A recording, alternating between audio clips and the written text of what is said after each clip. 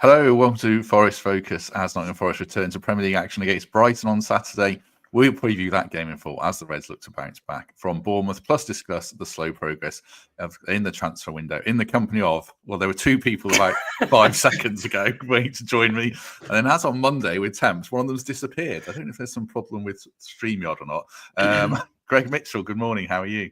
Morning. Here he is. Thank goodness. I'm good. That was unbelievable. I don't know what happened there. We'll come back to Pete in a sec. Greg, how are you? I'm good. I'm glad that the talking's just suddenly been shared again, which is a good thing. Yeah, okay. Enjoying the nice weather. It's freezing here. Pete Blackburn, you're back. How are you? I'm back. Yeah, I'm all right, thanks. I'm not sure what happened there. I just got a big fat error message saying that my browser couldn't handle it or something, so we had to restart. But I'm good. I'm here, hopefully, for the foreseeable now. Oh, God. Yeah, I'm actually starting to worry there's something wrong with StreamYard, which hosts this, because that's happened 3 times now this week. So that's a concern, but we'll address that later. Like I say, we'll preview the Brighton game in full. We'll discuss transfer news such as there is, which is probably a topic of conversation that we'll get to in the second half of the show. But first half, focus on Brighton. Greg, kick us off. You're obviously at Bournemouth, and we haven't spoken to you on here since then. So how are you feeling about this Brighton game now that the dust has settled on what was a nightmare weekend for every Forest fan, including like the ones like yourself who made the journey down to the south coast? Excited. Get that one forgotten about. Show what we're about again. Remind everyone that was just a blip. At home, sold out. Early start though, isn't it?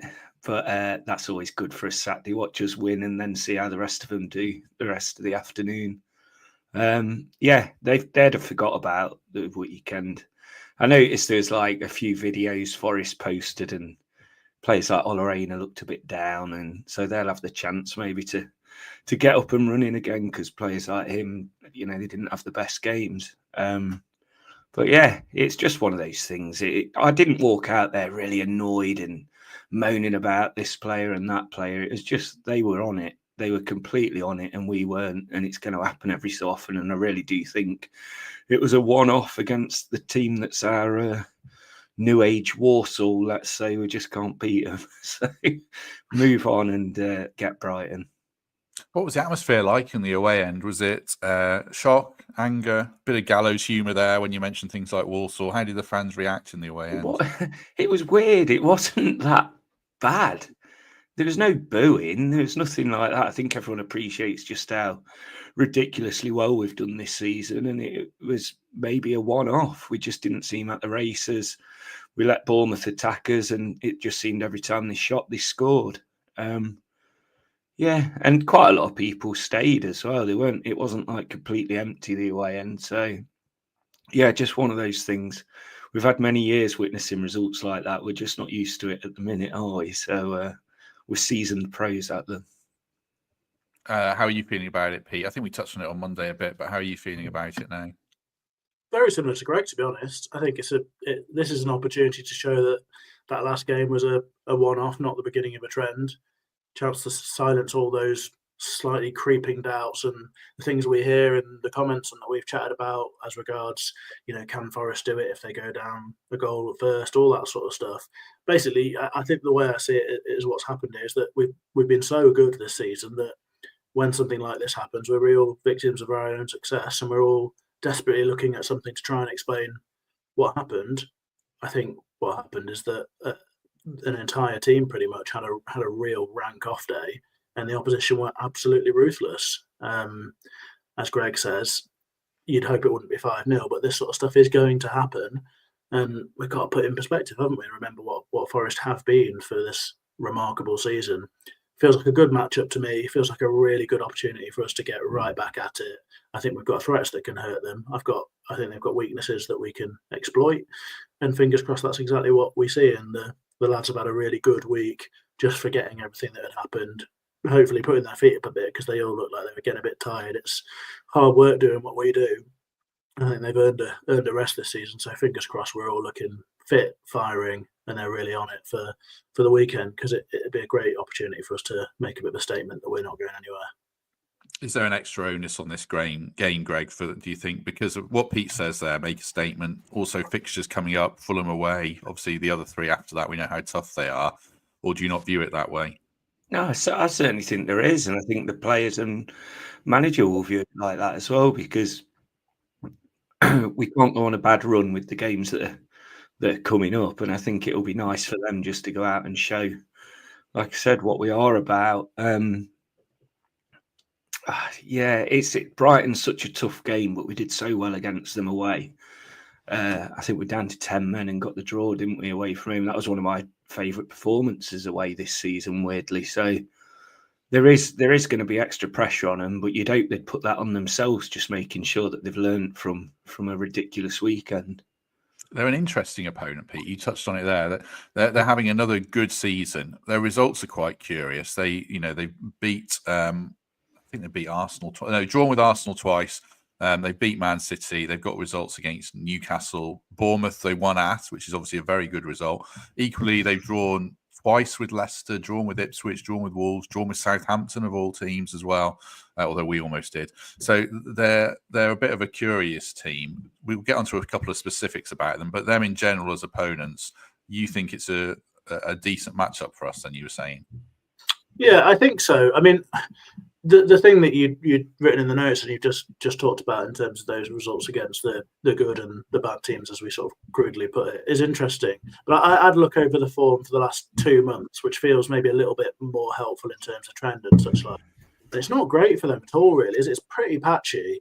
They had a dreadful December, and then they sort of recovered things a little bit in January. I think that you said they drew with Arsenal, wins against Ipswich and United, wasn't it, before struggling against Everton last time out. I do think it's a good matchup for us. I think that they're a team. I mean, I guess the Everton result is a little bit of a blueprint for us in a sense. I mean, that was a team who, I mean, the stats were outrageous. They sat in, and Bournemouth just sort of attacked them constantly, trying to make something happen, but really struggled to create anything of great quality. I think they only had one shot on target from like 19 or something along those lines. Double the amount of passes as Everton and massive possession dominance, all that sort of stuff. And I think that's exactly what we can be, isn't it? But I think we can also do that with actually quite a lot more quality than Everton can at our best. We'll sit in and make it really difficult for them. We know that the Forest of most of the season until the sort of last game and a half or so just massively limit the opportunities for the opposition to have good chances. We really just don't give those chances up. So I think we can frustrate them. But then the other side of it is that we've got weapons that a team like Everton just don't have.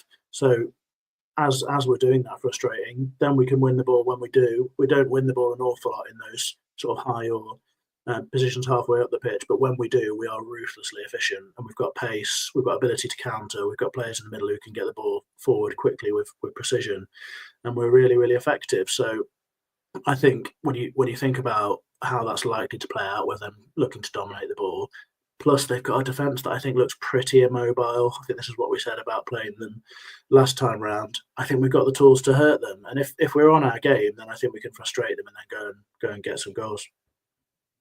They've also got an issue at left back, I think. I don't know. We're recording this before Hertzler does his press conference, but Lamptey played left back and a lot of their fullbacks are injured. So, yeah, they've got a few issues, certainly. I watched Match of the Day this morning again to see the Everton game.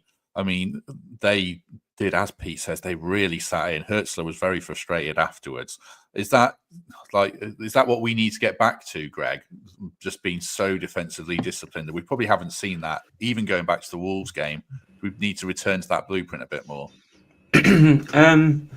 Yeah, I mean, we always play the best when we've got like 30% possession, don't we?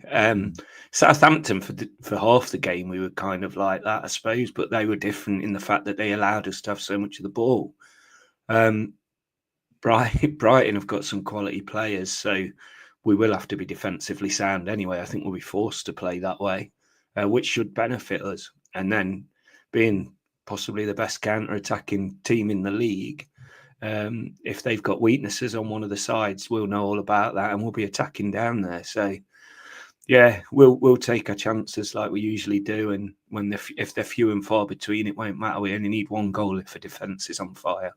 Yeah, I think they're. I mean, like I said, they've drawn a lot of games. They're very hard to beat. They're tough opponents. I think, yeah, it's a good matchup for us, but a really tough one. And one thing I watched on Match of the Day as well.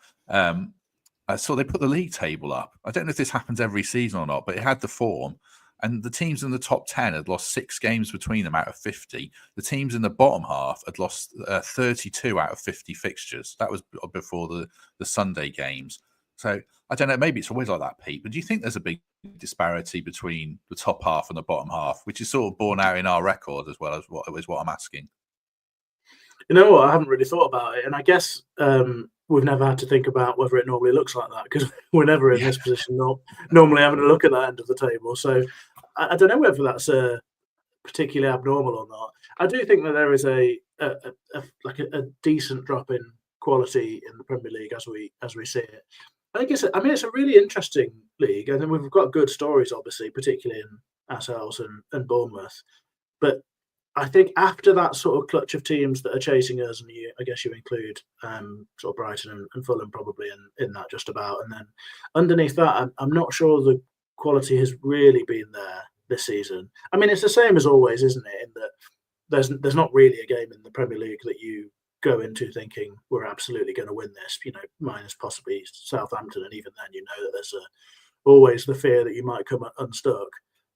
So I'd say that there's a patch of teams at the bottom. It's changed a little bit as the season's gone on, I guess, where you've seen Crystal Palace start to pull away, put some form together.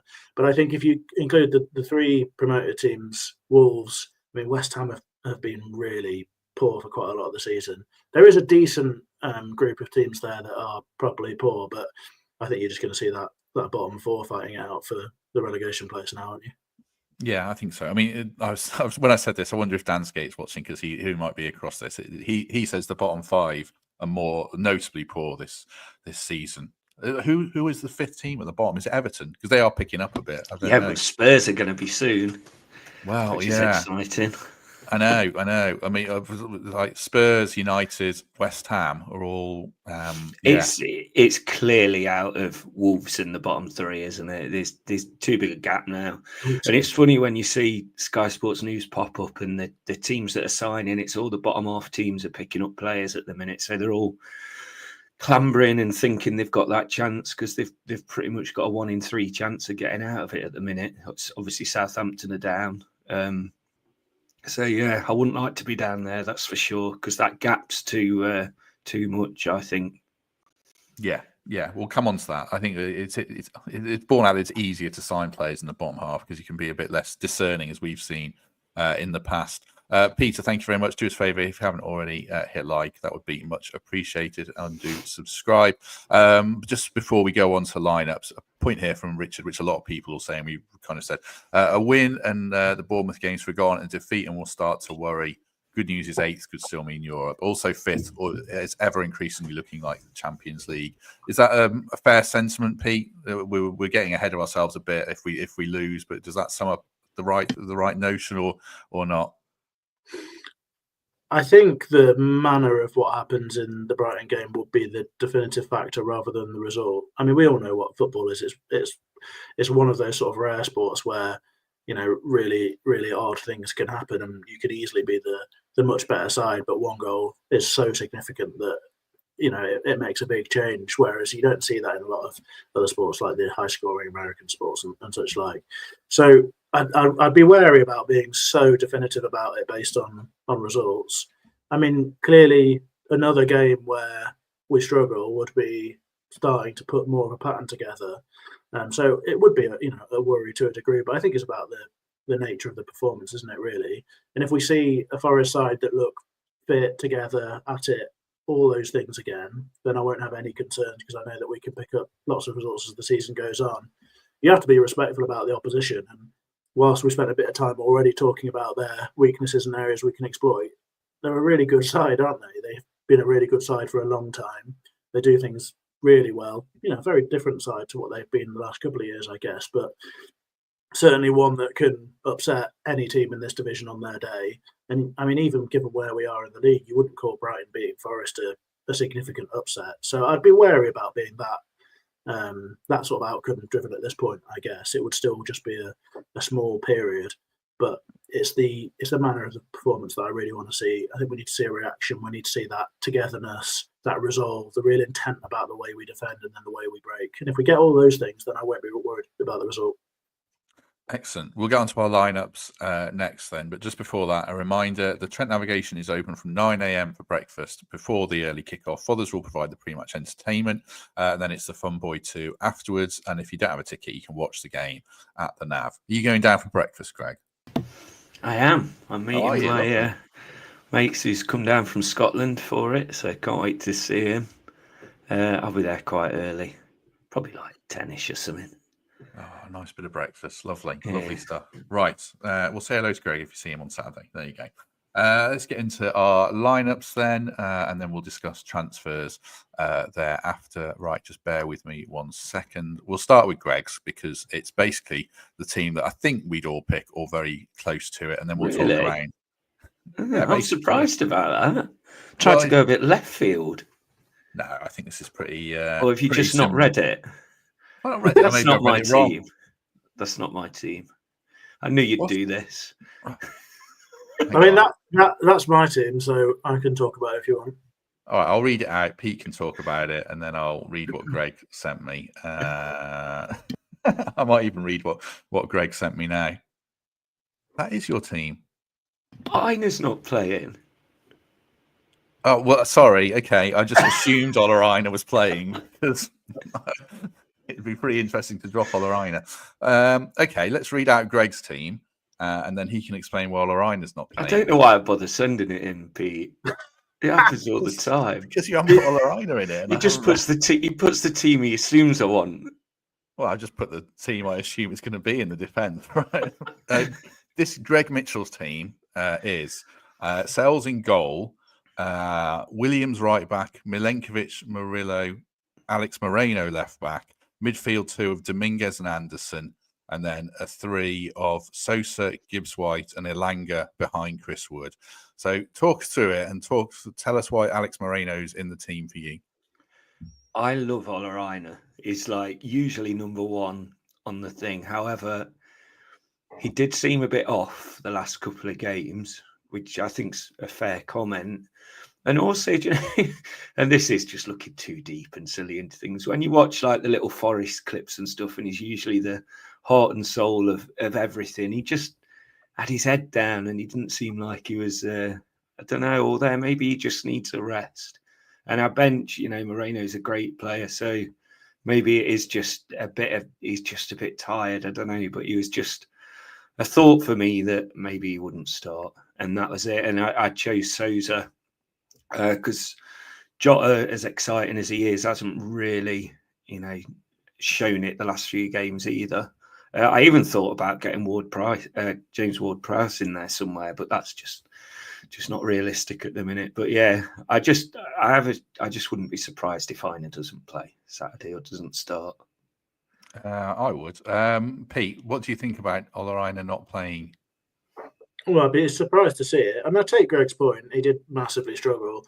The only thing I'd say is that I think if you watch Oleraina in the games where we've done well, he's also looks half dead at the end of every game. In fact, probably from 70 minutes sometimes, he looks like he's hobbling around and absolutely knackered, and he's sort of bending over and looks like he might be sick on the pitch, like we used to see it when we played at Saturday or Sunday morning football and stuff after a hard night out.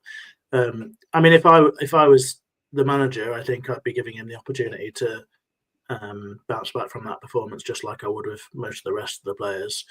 I mean, I guess the point ultimately is we haven't got a clue what conditioning is like and what the sports science team are saying and such like. So, if he's in that sort of red zone, as they say, and it's a problem, then I think we've got options to come in, and Moreno playing left back and Williams playing right back is no disaster whatsoever.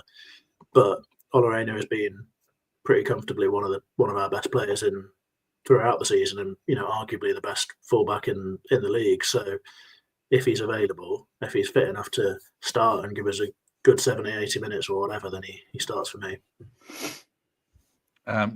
What about the midfield pairing, Greg? You mentioned Ward-Prowse, Yates, Dominguez. It's pretty hotly contested. Was that a tough choice for you?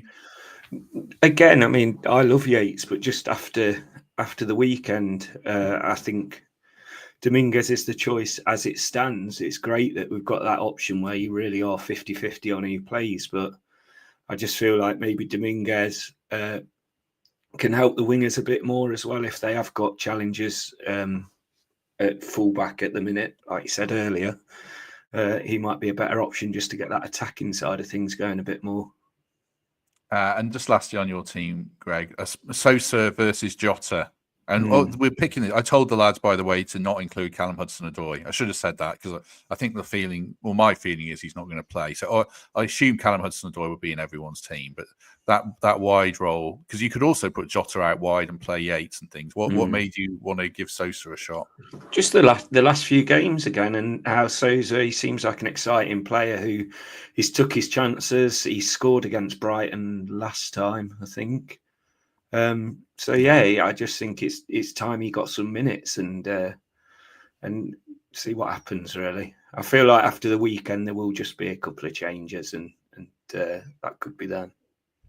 Slight alternative that I just put together, which is really similar, is where you bring Yates into midfield and then you play Dominguez on the right. I've got Hudson-Odoi there. Sorry, that'll be Elanga. Absolutely on fire today. These were done in a bit of a rush because these two sent me their teams very late, so I'll throw it back. Oh, here we go. Now I was latest. You weren't the latest. You weren't. Pete was having some kind of absolute crisis of deciding. Yeah, but I did keep you in touch with my thought process as it went on. I was struggling. It's a difficult one. This, I think, you lose Hudson-Odoi from the team, and it is a problem. I think it gives us so much in terms of the threat going forward, but he also gives us a huge amount in terms of giving us a bit of relief, because he's the only one really who can get the ball out wide and take it and keep it, and he's so good at that, and he gives us the opportunity to get up the pitch. He carries it so far.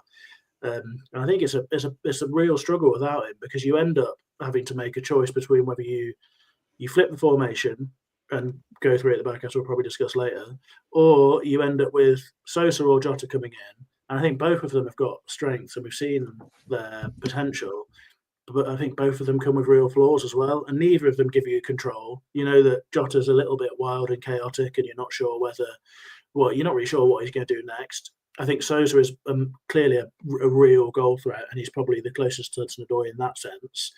But also, I think his decision-making is still a little bit wild, and you're not really sure whether you can trust him in really serious moments right now. And that's not unsurprising, because these guys are fresh to the country and fresh to the Premier League, and it's a massive ask coming from where they've come from, and it will take time. But it does pose difficulties. And I think the only answer to that is that you play Anderson on the left wing, because he can give you all those things that Hudson-Odoi does, but then you lose a massive part of the central midfield being really good, and he's also the guy who gets the ball to Gibbs-White when we turn it over, and that's where our threat is. So that's why I spent so long having a crisis about it, because I think it's hard. Control's the word, isn't it? Because even though he's a winger, I think he gives you a lot of control. He can slow the game down, or you can give it to him, and you probably know he's not going to lose it. Once he's got control of the ball, he's probably not going to lose it 9 times out of 10. Once he loses quite a lot of physical battles, but he offers a lot of control. And then, like you say, you take Anderson out of the midfield, and then you lose a lot of control in that area. So it probably again highlights the need for one more signing, which we'll come on to as well. And Dominguez as a winger, Pete, as well. Is that too negative at home or not? Well, it's a solution that I've suggested for plenty of games, so I wouldn't sort of kick it out of town. But for this one, it wouldn't be where I'd be looking, because I think that our opportunity to hurt Brighton is by having real threat and pace out wide. I think if you look at the sort of relative lack of mobility and agility in that Brighton back line, and the fact that they'll probably play quite a high line, that's where we can get joy, I think. And that's why I think it's probably right that, well, I say right, I would have plumped for what Greg did with Sosa out wide left, because I think he's the closest we've got to having that sort of impact. So, you get Elanga running free down the right, getting in behind Lamptey and challenging Dunk, who I think is a sort of real weak link in that sense. And then Sosa's a goal threat at the far post, isn't he? And we've seen he's got that instinct. And we've also seen that he can cut in off the left like Hudson-Odoi does and get a shot off, and he can be a danger there. He looked bright against Everton. I think I think the stuff that the positives that Sosa brings are real good threats for us. I think the sort of mitigation is that Anderson and Williams are probably going to end up doing more work because I'm not sure how much he can be trusted in the sort of defensive side of things. But I don't think there's a solution to this that doesn't come with, some degree of compromise. So that's why I'd go. And I think Dominguez is someone that you play in one of those wide roles when you're desperate for control and you're desperate to bring bodies into central areas. Whereas if you look at the Brighton side, they only play 2 in central midfield. The 10 is a genuine attacking player in João Pedro. Presumably that's how they'll line up. So we're not going to be outnumbered in there. If anything, we'll have the advantage because Gibbs White is much more of a sort of like player who's going to drop in and give us an extra body and the work rate and such like. So when I think about the sort of balance of threats and what we can do, I think Dominguez out wide would be an odd choice. But, perhaps Nuno would know better than me, of course. Last one on this before we move on to just one alternative. Just on Anderson on the wing, Greg, he did play earlier in the season. He did very well. There was a spell of games, I think I'm right in saying, where Yates and Dominguez were the pair. And I think it was like Leicester away and stuff like that. And they were playing really well together. I think people say you can't play them together. There's not enough quality in there. Do you think you can get by or thrive with Yates and Dominguez as a pair or not? Yeah, I forgot he played there. And Anderson's certainly got the pace as well. And the flair you need from a winger. He's got that skill. I'd be surprised if we played Dominguez and Yates in the middle at home more than anywhere, to be honest. But yeah, it is an option. And then I suppose you've got to think if someone like Elanga picks up a knock before the weekend, then you've really got to be playing players like that. So yeah, it is a good option, one that I'd not really thought about. I think Danscape's bang on there. It's a really good option. I think Elliot Anderson is definitely the best replacement for Hudson-Odoi in that role in terms of what he gives us both directions. The problem is that you lose Anderson from the central role, don't you? I just do think it's so important because we so rarely have those opportunities to win the ball and then spring the counter-attack that when we do, we have to be really good at it. And the stats show that we're like super efficient when we do win it in a decent area and then attack quickly. And Anderson's the one who's going to get the ball to a Gibbs White or whatever. Like I think in theory, Dominguez should be able to do that. So I think there is a sense that maybe that is the best team. But we haven't seen a lot of that sort of forward passing, and you certainly don't really get it from Yates. So I don't know. I think it's such a hard team to balance. But I guess what we're really saying is that there's quite a few options, and that none of them are massive standout. No, I was just looking while the lads were talking there. At Leicester, actually, I think Anderson played as the number 10 because Gibbs White was out. But it was Yates and Dominguez, and it worked very well. Against West Ham, we won 3-0 with Yates and Dominguez and no Anderson. The thing is, they're two of the lesser teams in the Premier League this season in form-wise, and Brighton are a good team. But I don't think it's something you could completely rule out. But my team would be Greg's with Oleraina in. I think I would give Sosa a go, left wing. I think he's in. I think Jota's form is a bit ropey enough that you would give Sosa a chance. And he did well at Everton as well, I remember. When he came in with like 20 minutes notice, I thought he had a good game. Missed a couple of chances, but I don't blame him for that. He's had little football. So if he's had a full week of training and knows he's in the team, as he probably would by now, then yeah, I think that's an interesting one. Just one quick other alternative team which we could play, which I thought Everton played at Brighton, but they didn't. They played 4-2-3-1, and they played two narrow number 10s of Mangala and Decore got closest to the striker, and then they had Unjai and Lindstrom, is it? It's kind of wing backs. It was an interesting formation, or playing a bit wider. But they really packed the midfield. They didn't play a back three. But we could play Sales, Milenkovic, Murillo, Morato, Aina or Moreno, Dominguez, Anderson, Williams, Gibbs White, Elanga, and Wood. I don't know, Pete. I prefer the back four still for this one. Merits in back three for you, or if any? Well, I think the primary merit of this for me is that the players that I think need to be in positions to really hurt them are there. So Elanga is high and can be wide and can get at the Brighton back line, as we've spoken about. Anderson is central, so he can win the ball and then progress it.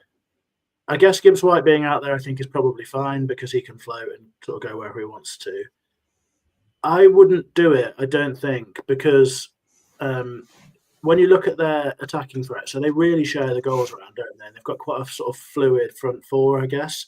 it changes quite a bit. They've got a number of really rapid wide men that they can play, a couple of options in the 10, whether it's Ruter or Pedro or whatever, and one of them can go up front if they want to, or Welbeck plays or whatever. And I think that they've got a lot of dynamic threats there who I wouldn't be desperate to expose our centre-backs to out wide. I don't really feel like it's a great idea to introduce that potential space between Williams and Morata and Aina and Milenkovic for them to exploit. So I think if you look at where the threat comes from them, it's Mitoma predominantly. I think he creates double the amount of chances as anybody else in the Brighton side. Normal chances and big chances. And if we introduce a bit of a change there, then there's potentially a lot of space for him to be running at Milenkovic in behind Aina if we get caught. It just doesn't feel like a necessary move to me, albeit I do like the look of the side, and I think it makes a lot of sense for what we've got available without Hudson-Odoi. Fraser and Sean in the chat are both saying that they would play Ward-Prowse as well, which is a fair pitch. He's a good player, obviously. So I don't think it would necessarily happen, but it wouldn't be a surprise if Ward-Prowse came in for me. We've really not seen very much of him, have we, recently? And even when he's not on the bench, the option to bring him on is very often not taken at all. So it's a bit of a surprise, really. And you do wonder whether he could play more of a role in games where we need someone a bit more press resistant in the middle or something along those lines. But I guess maybe he's a victim of us having really good set piece options in Elanga and Anderson. So that real super skill of his is sort of downgraded a little in terms of the benefit it gives us. I don't know. I found it strange how little time he's had off the bench, but who knows why.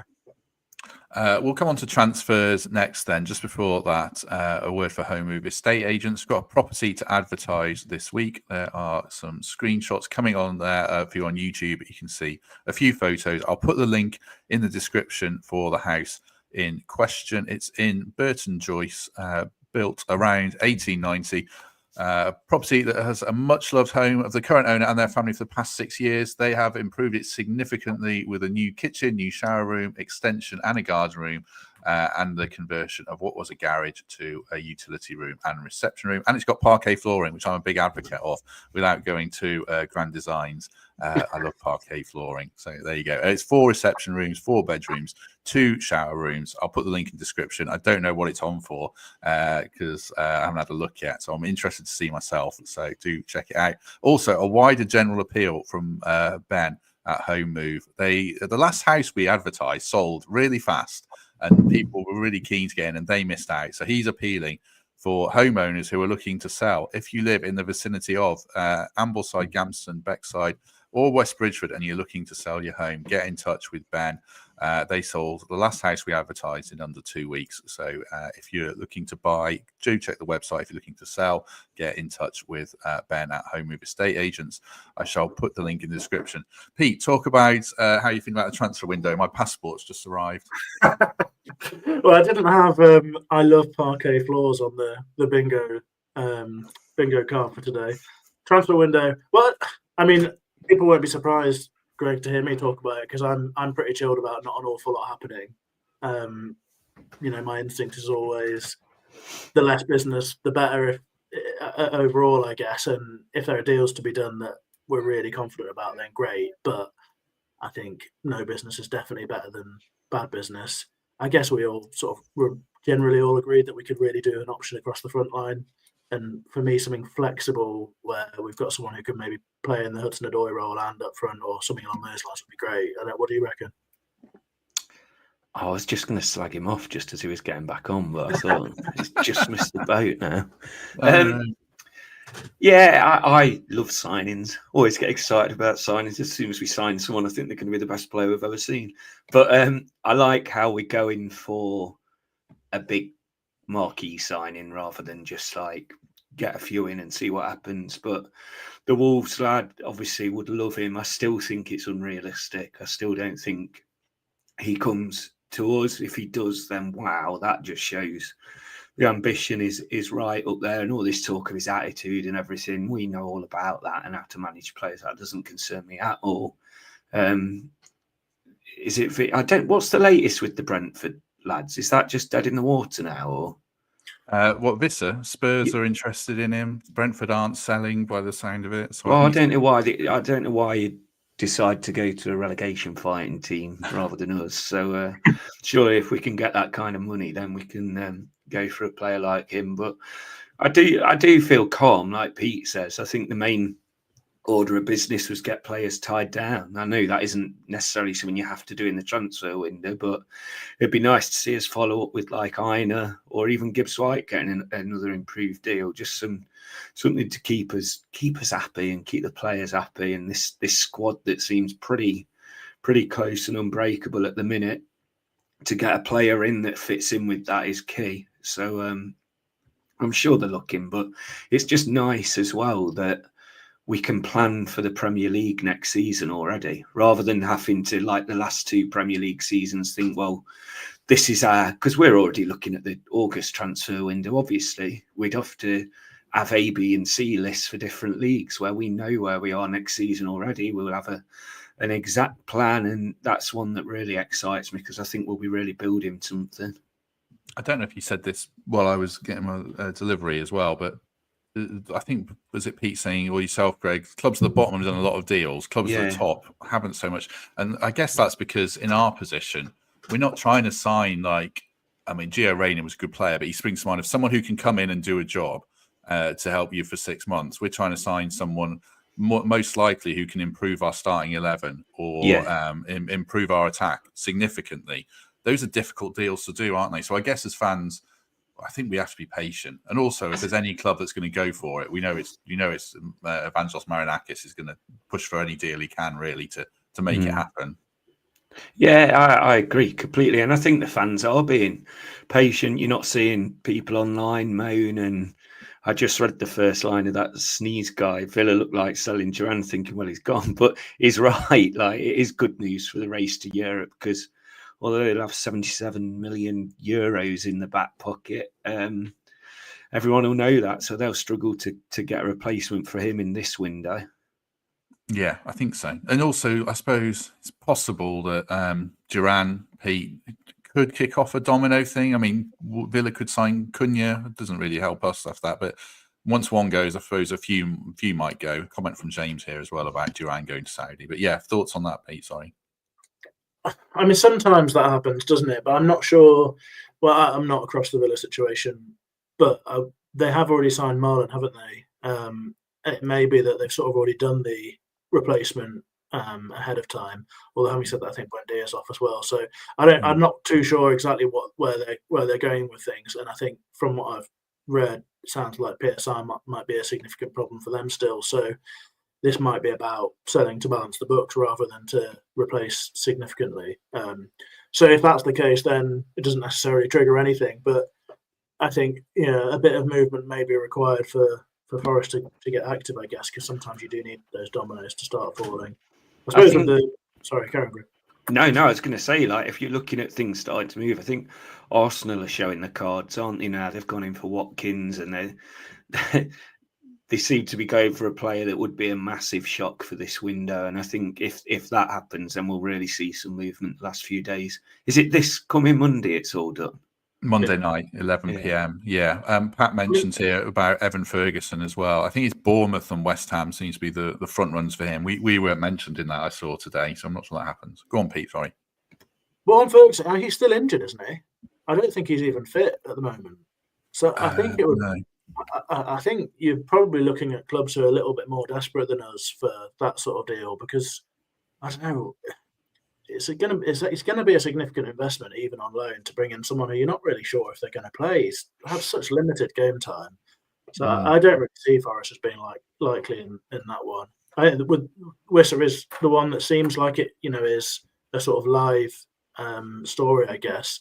And I think the issue there is just whether any sort of agreement can be found over what both parties think is good value, because obviously Brentford are looking to sell really high, but he's not a young player now. And there's no resale value after this, the next big 4-year contract or whatever it is. So, and it's not an easy deal. And as you said, Matt, none of them are easy deals now, and particularly for Forest, because while we're a much more exciting proposition for clubs, we're also really well set across the pitch, aren't we? there's not many areas where we can bring in players and have an instant impact. In terms of a striker, we're sort of talking about someone to compete with Wood and maybe be an option out wide or whatever. But, there are good players in those positions. It's going to be a fight. And we don't have the sort of financial resource to bring in someone who is just a dead set for better than those roles already. You wouldn't have thought. So it's difficult business. Finding the balance here is really tough. And I think, as both of you said, patience is definitely the order of the day. Personally, I think it's really refreshing that it's quiet. Forest have historically not been a quiet club around transfer windows or any time of the year, really, in terms of whispers in the press about the deals going in and out or about the manager's future and all that sort of stuff. I think it's really reassuring that it is quiet, and the club I think we know are trying to do business, but they're doing it in a really structured, sensible way. So long may that continue. Pat mentioned, I assume this is Jimenez. I think he scored again in the Champions League last night, who's an option. And one of the things, we're going for good players, obviously now. Not that we weren't before, but really good players. Other clubs want really good players, and other clubs can offer, I imagine, bigger wages than us still. So it is, it's really tricky. I'm sure the club are doing all they can. One final sentiment as well. This is sort of what Lewis said. We can't let this opportunity go without taking advantage of it. Yeah, true. I think, do we just put all our eggs in one basket, Greg, and go for the one big striker signing rather than, you could look at it, for me, you could look at that statement in two ways. Yeah, this opportunity of Europe, signing someone to make sure we get in there, or the opportunity of being as high as we are and recruiting players that normally wouldn't really make Forest turn their head. So, I think we've got to strike one way or another. Because you never know if we ride this high again. So I like that thinking. Yeah, but we have to be patient to get there. Yeah, it's a bit like as well. Yeah, we are trying to sign players that are always being linked with Arsenal's and Villas and teams like that now. But it's also like in the league where you look at the league table now, and where we used to think, we'll hope they lose this weekend, and they usually do because they're at the bottom. Everyone wins around you. It's just brutal up at the top, isn't it? And it's the same for signing players. And unfortunately, you're still going to get a player want to go Spurs in 16th rather than Forest in 3rd at the minute, which is crazy, but it is what it is. Yeah, I think Sean mentions about Igor Jesus or whoever, how you pronounce it. We discussed him on Monday. I still think a Brazilian style signing is perhaps most likely. Any final thoughts, Pete, before we move on? No, not so much. Just as I said at the end there, I'm glad that we're going about it in a calm way. I think that it is a good moment to recruit if we can do so.